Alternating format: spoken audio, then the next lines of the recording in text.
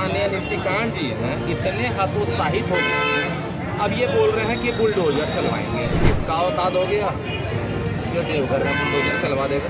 ये तो चुनाव जीत जाते हैं मोदी जी के नाम पे, उसके बाद दिल्ली में बैठ के कॉर्पोरेट दलाली करते हैं। इनके ऊपर में खुद 4 तारीख के बाद मोदी जी का डंडा चलने वाला है। मोदी जी को पसंद कर रहे हैं, लेकिन इनको मोदी जी से हम लोगों को कोई बैर नहीं है। आज के दिन में देवघर के सबसे बड़े भूमाफिया बन करके आप उजागर हो गए। सबसे बड़े भ्रष्टाचारी आज के दिन में आप हैं। करोड़ों करोड़ों की गाड़ी पर चलते हैं, हलफनामा में एक गाड़ी आप मेंशन नहीं करते हैं। और ये जो अपना पीठ अपना मियाँ मिट्ठू बनना जाए करके और अपना पीठ अपने थपथपाना, और यदि यहाँ पर एम्स देवघर में यदि आया है तो इसमें सबसे बड़ा किसी का श्रेय है तो माननीय रघुवर दास जी का है। क्योंकि यहाँ पर रघुवर दास जी की सरकार थी, रणधीर जी यहाँ मंत्री थे, राज परिवार जी मंत्री थे, नारायण दास जी करके एक दलित समाज से आते थे।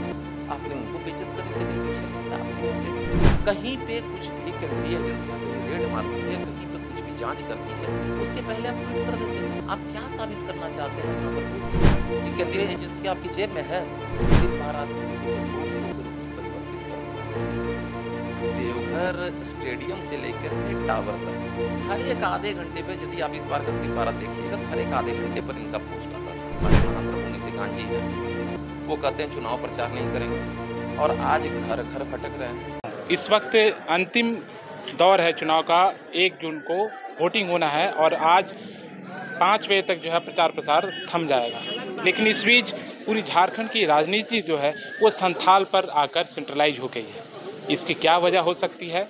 लोग सत्ता के गलियारों से ऐसी चर्चा है कि निशिकांत दुबे को हराने में एक तरफ एक दूसरा कुनबा भी तैयार हो चुका है। त्रिकोणीय मुकाबले की संभावनाएं देखी जा रही हैं, लेकिन इसकी क्या संभावनाएं बनती हैं वो 4 जून को तय होगा। 1 जून को मतदान होना है। लेकिन इस बीच जो है निर्दलीय प्रत्याशी जो हैं ज़बरदस्त टक्कर दे रहे हैं निशिकांत दुबे को, और उनके खिलाफ एक ज़बरदस्त एक महा रैली देखी जा रही है। एक महान पदयात्रा इन्होंने निकाली है। जिस तरह से ये दिखाने के लिए काफ़ी है कि ये भले ही इनकी जीत ना हो, लेकिन ये एक ज़बरदस्त मैंडेट इनको जो है मिलेगा।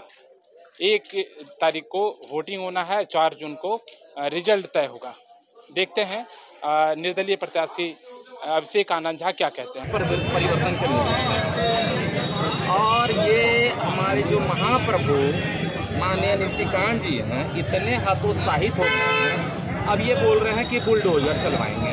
हाँ, इसका औकात हो गया जो देवघर में बुलडोजर चलवा देगा। बुलडोजर चलेगा। आज लाखों की संख्या में अभिषेक झा खड़े हैं और बुलडोजर चलेगा। आपका अपना जो आपने अवैध संपत्ति जो हासिल किया है उस पर यहाँ के स्थानीय लोग बुलडोजर चलाएंगे। ये मैं खुले चुनौती दे रहा हूँ। आज उनको भाजपा के कार्यकर्ताओं का दर्द लेकर के समझ में आ रहा है। 15 साल में कितने कार्यकर्ताओं को आपने लाभान्वित। पूरी झारखंड की राजनीति संथाल पर आके टिकी हुई है। संथाल में 3 लोकसभा सीट, गोड्डा, राजमहल और दुमका। लेकिन गोड्डा लोकसभा सीट जो है वो काफ़ी दिलचस्प मोड़ पर आकर खड़ी हो गई है। 1 जून को वोटिंग होना है और 4 जून को रिजल्ट सभी लोग जान पाएंगे। 2-3 बजे तक क्लियर हो जाएगा कि कौन प्रत्याशी जीत रहा है, कौन हार रहा है, क्या कैलकुलेशन होने वाला है। लेकिन इस बीच निर्दलीय प्रत्याशी जो हैं वो ज़बरदस्त टक्कर दे रहे हैं निशिकांत दुबे को, और ज़बरदस्त समर्थन मिल रहा है देवघर के लोगों को नहीं, पूरे गोड्डा लोकसभा में जितने विधानसभा हैं सभी का ज़बरदस्त समर्थन मिल रहा है। इसकी क्या वजह है? हमारे साथ निर्दलीय प्रत्याशी अभिषेक आनंद जी हैं। बहुत बहुत धन्यवाद आपके चैनल में। बताइए कि क्या वजह है कि आप इस बार सांसद का चुनाव लड़ रहे हैं, वो भी निर्दलीय? देखिए, जहाँ तक वजह की आप बात कर रहे हैं तो गोड्डा लोकसभा के जितने भी जनता जनार्दन हैं 15 साल से अपने आप को दोनों राष्ट्रीय पार्टियों के तरफ से एक ही प्रत्याशी से आजिज हो चुके हैं, महाप्रभु निशिकांत जी से और प्रदीप यादव जी से। ये तो चुनाव जीत जाते हैं मोदी जी के नाम पे, उसके बाद दिल्ली में बैठ के कॉर्पोरेट दलाली करते हैं। मैं खुले मंच में बोलता हूँ, मुझे किसी का डर नहीं है। मैं सिर्फ और सिर्फ सर्वोच्च एजेंसी पे मैं विश्वास करता हूँ, जो हैं बाबा पंचसूत्रधारी बाबा बैद्यनाथ। और ये जो इन्होंने एक गोरख धंधा चला के रखा हुआ है कि केंद्रीय एजेंसियों के नाम पे स्थानीय व्यवसायियों को, स्थानीय लोगों को डराने का, तब गोड्डा लोकसभा की जनता इनसे डरने वाली नहीं है। आज एक अभिषेक झा निर्दलीय खड़ा होता है, आज लाखों की संख्या में अभिषेक झा के रूप में जाकर सब अपने आप को जाकर खड़ा कर लेते हैं, चूंकि ये किसी का कोई काम करते ही नहीं है। इनके ऊपर मैं खुद 4 तारीख के बाद मोदी जी का डंडा चलने वाला है। मैं पूरी जवाबदेही के साथ आपको मैं ये बोल रहा हूँ। कल यहाँ के राष्ट्रीय अध्यक्ष यहाँ आए हुए थे, 200 आदमी का भीड़ उनके साथ में नहीं था। मोदी जी को पसंद कर रहे हैं लेकिन इनको नहीं। देखिए, आप यदि इस मैटर पर यदि आप आ रहे हैं तो मैं आपको स्पष्ट कर देता हूं कि मोदी जी से हम लोग को कोई बैर नहीं है, लेकिन स्थानीय सांसद होने के नाते आप मोदी जी के नाम पर वोट लीजिएगा और किसी भी भाजपा के कार्यकर्ताओं से या फिर आम जनता से आप एक बार बात नहीं कीजिएगा। आप लोग चौथे स्तंभ हैं। मैं आप लोग से गुजारिश करना चाहता हूं, हाथ जोड़ करके महाप्रभु से पूछिए, या आप लोग मधुपुर से शुरू कीजिए। मधुपुर होते हुए देवघर आ जाइए, देवघर होते हुए चले जाइए जरमुंडी, जरमुंडी होते हुए चले जाइए पुड़ैया हाट के बाद गोड्डा चले जाइए, गोड्डा के बाद भी चले जाइए महागामा तक। एक भी गांव में यदि आप सिलापट आप दिखा देंगे कि इनका लगा हुआ है, हर एक गांव में आज आज़ादी के इतने दिन बाद भी वही बिजली, वही सड़क, वही पानी, इसी का लड़ाई हम लोग लड़ते रहे हैं। आप वहां बैठ करके कॉर्पोरेट दलाली कीजिएगा। आज के दिन में देवघर के सबसे बड़े भूमाफिया बन करके आप उजागर हो गए हैं। कौन है ये अभिषेक झा? हमसे जो पूछा जा रहा है, आप बोले कि मेरा बचपन का दोस्त है। तब महाप्रभु निशिकांत जी, हम आपसे एक आग्रह करते हैं, 2 दिन और चुनाव का बचा हुआ है। आपके जो बचपन के दोस्त हैं, जिनसे आप 1 करोड़ 20 लाख आपने कर्ज लिया है, उसका आधार कार्ड और पैन कार्ड हमको मत दीजिए। गोड्डा लोकसभा की जनता जानना चाहती है, हम लोग यहाँ के वोटर हैं, आप लोग चौथे स्तंभ हैं, आप लोग को वो मुहैया करवाएं। सबसे बड़े भ्रष्टाचारी आज के दिन में आप हैं। करोड़ों करोड़ों की गाड़ी पर चलते हैं और हलफनामा में एक गाड़ी आप मेंशन नहीं करते हैं। लेकिन ये उपलब्धि ले रहे हैं कि एम्स आ गया, एयरपोर्ट आ गया, प्लास्टिक पार्क आ गया और सॉफ्टवेयर टेक्नोलॉजी पार्क है। कहीं ना कहीं कह रहे हैं कि ये सब मेरा योगदान है। देखिए, एक चीज, आप चौथे स्तंभ में हैं, आपसे मेरा एक व्यक्तिगत अपील होगा, डेटा पर बात करें। सबसे पहला, आप एयरपोर्ट का तो श्रेय बिल्कुल मत लीजिए, उसका श्रेय ना भाजपा ले ना कांग्रेस ले। यदि आप जाइएगा तो एयरपोर्ट का शिलान्यास जिस समय हुआ था, उस समय यूपीए की सरकार थी केंद्र में। यहाँ माननीय मुंडा जी जाकर के उस समय चीफ मिनिस्टर थे। आप लोग को मालूम होगा, हेलीकॉप्टर से उनका एक्सीडेंट हो गया था, जिसके चलते वो ऑनलाइन जाकर के उन्होंने संबोधन किया था। हेमंत सोरेन जी उसमें जाकर के डिप्टी सीएम थे। जिस समय इसकी एयरपोर्ट का शिलान्यास हुआ था, तो उस समय केंद्र में यूपीए की सरकार थी। उद्घाटन जिस समय हुआ उसमें मोदी जी की सरकार थी। तो ये दोनों भी पार्टी जो भी हैं जाकर के ये लोग इसका श्रेय नहीं लें। यहाँ सिर्फ और सिर्फ मैं खुले मंच पर और बहुत जवाबदेही और जिम्मेदारी के साथ मैं आपको बता रहा हूँ कि यहाँ सिर्फ और सिर्फ एयरपोर्ट आया है डीआरडीओ के चलते।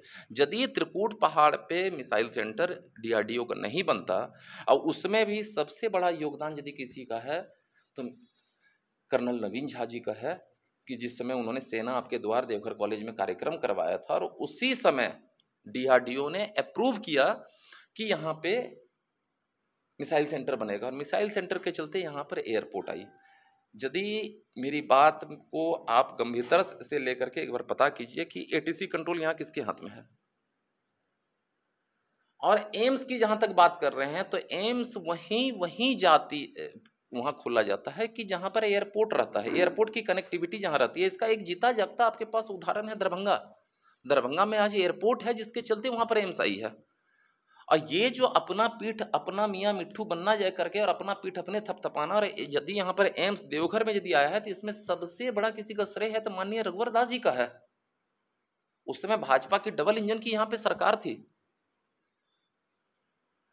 झारखंड से लेकर के केंद्र तक, इसी के चलते यहाँ एम्स आया। और इनके पार्टी के शेरदिल सांसद हैं, सांसद नहीं विधायक हैं, रणधीर जी, वो जाकर के उन्होंने एक बार जाकर आज से 2-3 बरस पहले जाकर के उन्होंने कहा था कि एम्स का अकेला श्रेय वो मत लें।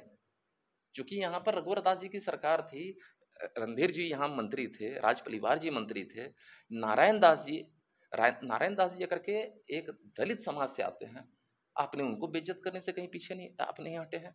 आप बोलते हैं मैंने आज तक किसी को गाली नहीं दिया है, यदि मैं गाली दिया होऊँगा तो मैं राजनीति से संन्यास ले लूँगा। आप खुले मंच पर जरमुंडी में बादल पत्रलेख जी को गाली देते हैं कि हम इसको कितना भी गाली देंगे तो मेरे खिलाफ चू नहीं बोलेगा। नहीं तो हम इसको ऐसे कर देंगे, उसको कर देंगे। और केंद्रीय एजेंसियों का क्या आप जगह ठेका लेके बैठे हुए हैं? कहीं पे कुछ भी केंद्रीय एजेंसियां कहीं रेड मारती है, कहीं पे कुछ भी जांच करती है, उसके पहले आप ट्वीट कर देते हैं। आप क्या साबित करना चाहते हैं महाप्रभु कि केंद्रीय एजेंसियां आपकी जेब में है?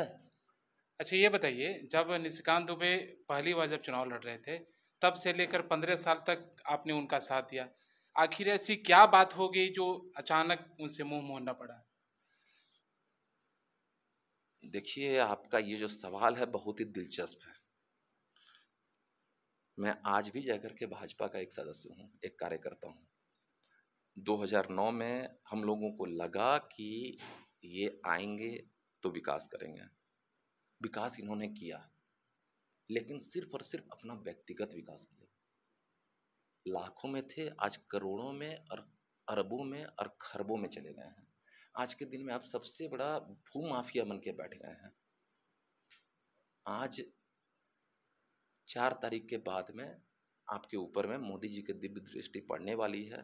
आज आपने परित्राण जो कॉलेज है, मेडिकल कॉलेज है, उसको जिस हिसाब से आपने अवैध रूप से दखल किया है, और इधर चले आइए हारूपुरा, एम्स के बगल में एम्स आया तो उसके बगल में आपने 180 एकड़ अपने नाम से रजिस्ट्री करवा लिया। वो खुद अपने ट्विटर में ट्वीट किए हुए हैं।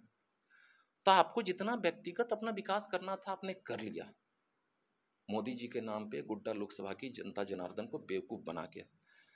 अब गोड्डा लोकसभा की जनता आपको इस दायित्व से मुक्त कर रही है कि आपको जितना अपना व्यक्तिगत विकास करना था कर लिए। हम लोग का तो कोई विकास आपने किया नहीं। जहाँ तक आपने बोला कि 15 वर्षों तक मेरा और उनका बड़ा भाई या छोटा भाई का संबंध रहा था, और ये संबंध क्यों बर्बाद हुआ, क्यों तार-तार हुआ, आप लोग चौथे स्तंभ हैं। एक बार पहले उनसे पूछिए कि वजह क्या है? अच्छा, पिछले बार आपको शिवरात्रि महोत्सव का अध्यक्ष बनाया गया था और उसके बाद अचानक किसी दूसरे के हाथ में अलग ये कमान चला जाता है, तो कहीं न कहीं यह भी नाराज़गी हो सकता है क्या? किसने मुझे अध्यक्ष बनाया था? खुल के बताइए। शिवरात्रि महोत्सव में आप अध्यक्ष किसने बनाया था? ये तो मैं आपसे पूछ रहा हूँ। नहीं, नहीं, आपका इशारा किसके तरफ है? महाप्रभु निशिकांत जी ने मुझे अध्यक्ष बनाया था। आप क्या जानना चाहते हैं? स्पष्ट पूछिए हमसे। किसने? यदि आप बात करेंगे शिवरात्रि महोत्सव समिति, देवघर के जितने भी वासिंदे हैं, इन लोगों ने शिव बारात को एक महोत्सव बनाया, और आज के दिन में ये सबसे अधिक पूरे हिंदुस्तान में गौरवान्वित होने वाला जाकर के एक चीज़ बन गया। ये एक रजिस्टर्ड संस्था है। इसके पूर्व अध्यक्ष माननीय राजनारायण खवाड़े जी थे, और उन्होंने वीडियो के माध्यम से उसके बाद जो लेटर का जो प्रोसेस होता है, चूँकि वो अस्वस्थ रहने लगे, तो उन्होंने जाकर के उसके बाद वो जवाबदेही मेरे ऊपर में दी। उसके बाद मेरे नेतृत्व में हम अकेला क्या कर सकते थे? मेरे नेतृत्व में सैकड़ों के तादाद में अभिषेक झा लगे और शिव बारात जाकर के बहुत ही सफलतापूर्वक निकली। इस बार इन्होंने शिव बारात को एक रोड शो के रूप में परिवर्तित कर दिया। देवघर स्टेडियम से लेकर के टावर तक हर एक आधे घंटे पे, यदि आप इस बार का शिव बारात देखिएगा तो हर एक आधे घंटे पर इनका पोस्ट आता था। स्टेडियम से लेकर टावर तक इन्होंने इसको रोड शो बना दिया। जनता जनार्दन इतनी बेवकूफ़ थोड़ी है। अगले बार देखिएगा, भोले बाबा की कृपा से आराम से किस धूमधाम से शिव बारात निकलेगा। उम्मीद क्या लगाएं इस बार? कैसा जंक्शन? देखिए, हम इस घमंड में और मुगालते में नहीं जीते हैं। चूँकि ये जनता जनार्दन का जनादेश जो आता है, वो लोग जिसको मतदान करेंगे, जिनके पक्ष में मतदान करेंगे, जीत उसी की होगी। लेकिन कुछ लोग ऐसे हैं, पहले कहते हैं चुनाव प्रचार नहीं करेंगे, जिसमें खास करके हमारे महाप्रभु निशिकांत जी हैं। वो कहते हैं चुनाव प्रचार नहीं करेंगे, और आज घर घर भटक रहे हैं। कभी कहते हैं 9 लाख पार, कभी कहते हैं 3 लाख पार। आज शायद सुने जा करके जो कहने 30,000 पार जा करके जो कहने के नहीं। तो ये जनादेश जो जनता जनार्दन देगी, जिसके पक्ष में देगी, उसको हम लोग को सहर्ष स्वीकार करना पड़ेगा। लेकिन इनकी जमीन खिसक चुकी है। जनता कंप्लीट इस बार परिवर्तन के मूड में है। ना कांग्रेस के जो प्रत्याशी हैं उनके पक्ष में है, ना बीजेपी के प्रत्याशी हैं। मैं दोनों राष्ट्रीय पार्टियों को किसी का मैं चैलेंज नहीं कर रहा हूँ। इनके प्रत्याशियों से काफी नाराजगी है गोड्डा लोकसभा के जनता को। 4 जून को क्या उम्मीद क्या करें? फिर आपसे इंटरव्यू लेंगे, क्या उम्मीद करें? जनता जनार्दन का जो जनादेश, जो आशीर्वाद जो वो देंगे, उसको सहर्ष स्वीकार किया जाएगा। लेकिन हाँ, एक लड़का खड़ा होता है, 14 तारीख को मेरा नामांकन होता है। संयोग से पहले ईवीएम में 14 नंबर पर मेरा जो अलमारी छाप ये होता है।